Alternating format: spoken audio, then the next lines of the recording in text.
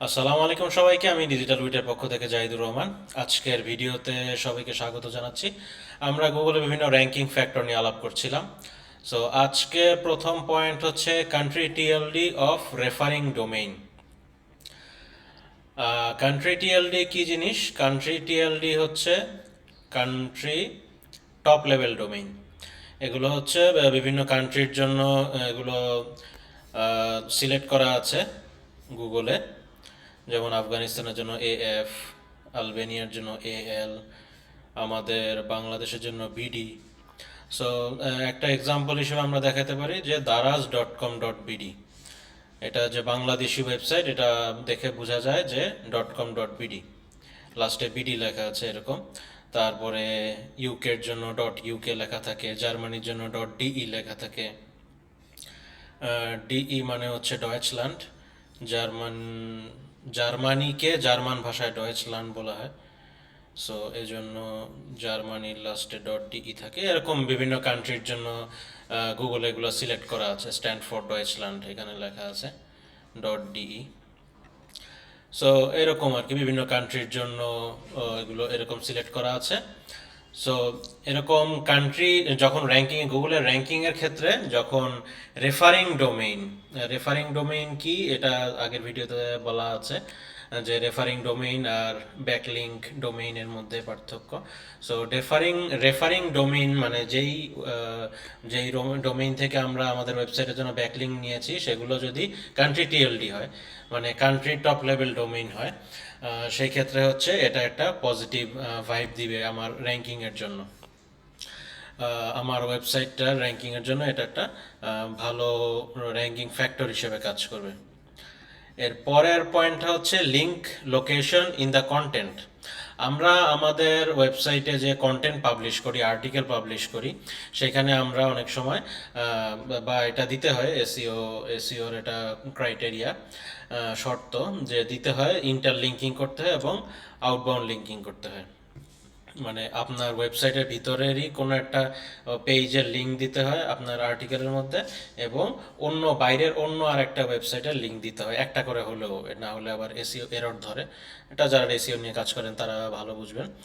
আর হচ্ছে যদি আমি আমার লিঙ্কটা, যে ইন্টারলিঙ্ক অথবা আউটার লিঙ্ক যেটা, সেটা যদি আমার আর্টিকেলের প্রথম দিকে প্লেস করি রাদার দেন আমি যদি একদম লাস্টের দিকে প্লেস করি, দুইটার মধ্যে যেটা প্রথম দিকে প্লেস করতেছি সেটা হচ্ছে মোর পজিটিভ ভাইব দিবে আমার র্যাঙ্কিংয়ের জন্য।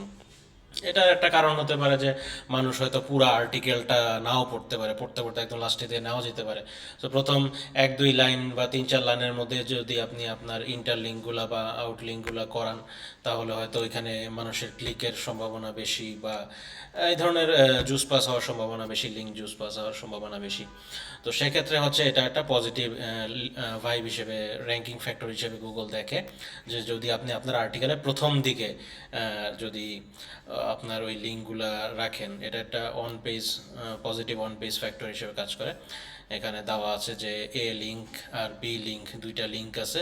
সো এটার মধ্যে A link wins over B in the test scenarios like the above. A link উপরে থাকার কারণে A লিঙ্কটা মানে জয়ী হয় আর কি, মানে এটা ভালো।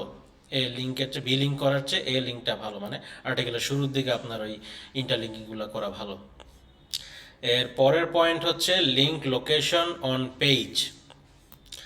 Wire a link appears on page is important. আপনার পেজের কোথায় পুরা যে পেজটা থাকে, যে একটা টোটাল পেজ থাকে, পেজের কোথায় আপনি প্লেস করতেছেন সেটা হচ্ছে ইম্পর্টেন্ট। এটা মোর পাওয়ারফুল যে আপনি আপনার পেজের মধ্যে যে আর্টিকেল থাকে বা কন্টেন্ট থাকে, সেই কন্টেন্টের মধ্যে আপনার লিঙ্কগুলোকে এমবেড করা ভালো, মানে লিঙ্কগুলো প্লেস করা ভালো, রাদার দেন পেজের একদম নিচের দিকে ফুটারে অথবা ডানে বামে সাইড বারে লিঙ্কিং করার চেয়ে আপনার আর্টিকেলের ভিতরে লিঙ্ক করা, এটা গুগলের কাছে পজিটিভ হিসেবে গুগল দেখে, র্যাঙ্কিং ফ্যাক্টর হিসেবে।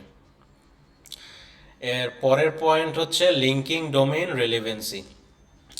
আপনি আপনার ওয়েবসাইটটা র্যাঙ্কিং করানোর জন্য যেই ওয়েবসাইটের সাথে লিঙ্কিং করাবেন, সেই লিঙ্কগুলো একই ধরনের মানে ইনফরমেশন দিচ্ছে এরকম হওয়া জরুরি। ফর এক্সাম্পল আপনি ক্যাট ফুড নিয়ে কাজ করতেছেন, আপনার ওয়েবসাইটটা ক্যাট ফুড নিয়ে, সো আপনি যখন আরেকটা ওয়েবসাইটের লিঙ্ক আউটবাউন্ড লিঙ্ক করাবেন বা লিঙ্কিং করাবেন, তখন হচ্ছে ওই একই ধরনের ক্যাট ফুড রিলেটেড বা ফুড প্রাণীদের ফুড রিলেটেড এরকম কোনো একটা ওয়েবসাইট থেকে সাথে লিঙ্কিং করানো ভালো।